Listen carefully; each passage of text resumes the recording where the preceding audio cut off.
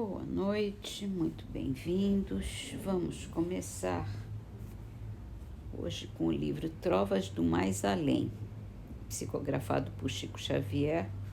É uma trovinha de Ulisses Bezerra, intitulada Amor e Felicidade.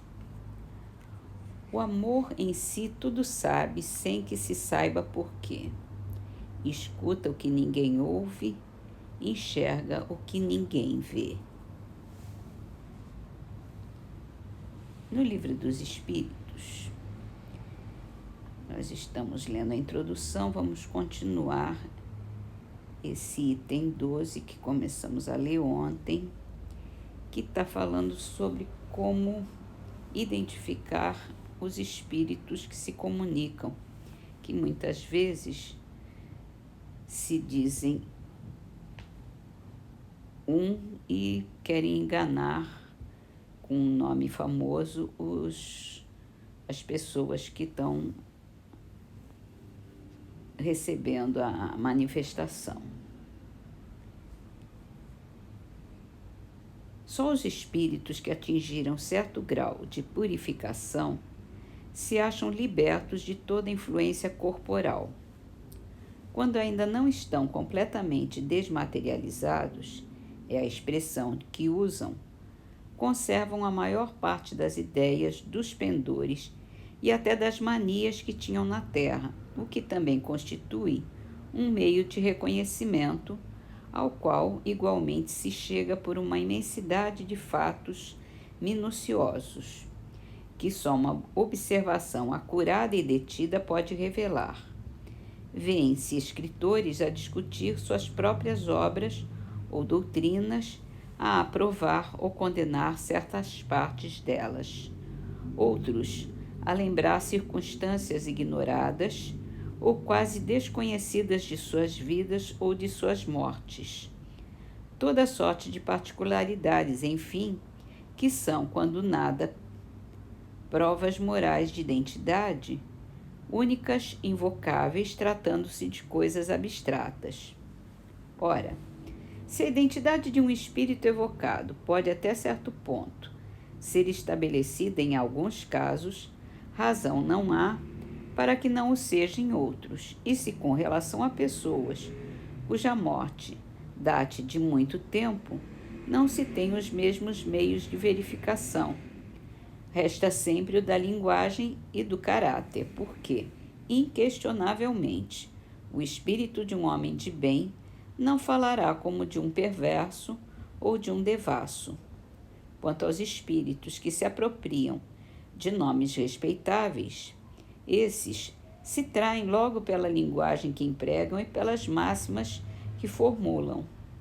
Um que se disse Fenelon, por exemplo, e que ainda quando apenas acidentalmente ofendesse o bom senso e a moral, mostraria, por esse simples fato, o embuste. Se, ao contrário, forem sempre puros os pensamentos que exprima, sem contradições e constantemente à altura do caráter de Fenelon, não há motivo para que se duvide de sua identidade. De outra forma, havíamos de supor que um espírito que só prega o bem é capaz de mentir conscientemente e ainda mais sem utilidade alguma. A experiência nos ensina que os espíritos da mesma categoria, do mesmo caráter e possuídos dos mesmos sentimentos formam grupos e famílias. Ora, é incalculável o número de espíritos e longe estamos de conhecê-los a todos. A maior parte deles não tem mesmo nomes para nós. Nada, pois, impede que um espírito da categoria de Fenelon venha em seu lugar, muitas vezes até como seu mandatário. Apresenta-se então com o seu nome porque lhe é idêntico e pode substituí-lo. E ainda porque precisamos de um nome para fixar as nossas ideias. Mas o que importa, afinal, se o espírito seja realmente ou não o de Fenelon? Desde que tudo o que ele diz é bom e que fala como teria feito o próprio Fenelon, é um bom espírito. É indiferente o nome pelo qual se dá a conhecer, não passando, muitas vezes, de um meio de que lança a mão para nos fixar as ideias. O mesmo, entretanto, não é admissível nas evocações íntimas, mas aí, como dissemos há pouco, se consegue estabelecer a identidade por provas de certo modo patentes. Inegavelmente, a substituição dos espíritos pode dar lugar a uma porção de equívocos, ocasionar erros e, a miúde, mistificações. Essa é uma das dificuldades do espiritismo prático. Nunca, porém, dissemos que esta ciência fosse fácil, nem que se pudesse aprendê-la brincando, o que, aliás, não é possível, qualquer que seja a ciência. Jamais teremos repetido o bastante que ela demanda estudo assíduo e, por vezes, muito prolongado. Não sendo lícito provocarem-se os fatos, tem que se esperar que eles se apresentem por si mesmos. Frequentemente ocorrem por efeito de circunstâncias em que não se pensa. Para o observador atento e paciente, os fatos abundam, por isso que ele descobre milhares de matizes característicos, que são verdadeiros raios de luz. O mesmo se dá com as ciências comuns, ao passo que o homem superficial não vê numa flor mais do que uma forma elegante, o sábio descobre nela tesouros para o pensamento.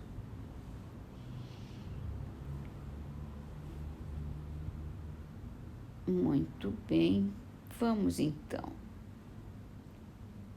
encerrar nossas leituras com a poesia do livro Poetas Redivivos, psicografado por Chico Xavier,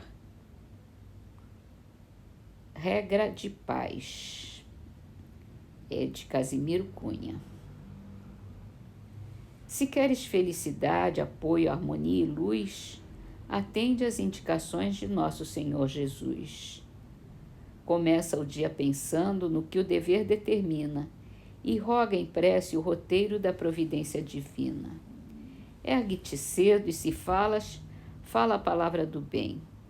Auxilia a quem te ouça, não penses mal de ninguém. Se existe algum desarranjo em teu distrito de ação, conserta sem reclamar, não te lamentes em vão. Trabalha quanto puderes, que o trabalho é vida, em suma. O tempo igual para todos não para de forma alguma. Se alguém te ofende, perdoa. Quem de nós não pode errar? Não há quem colha perdão se não sabe perdoar. Trilhando a estrada sombria de prova, rixa, pesar, acende a luz da concórdia e ajuda sem perguntar. Problemas, dificuldades, aprendamos dia a dia que a bondade tudo entende, quem serve não se transvia. Onde a tristeza se espalha e a vida se ilude ou cansa, sê caridade, consolo, serenidade e esperança. E chegando cada noite por sobre os caminhos teus, dormirás tranquilamente na bênção do amor de Deus.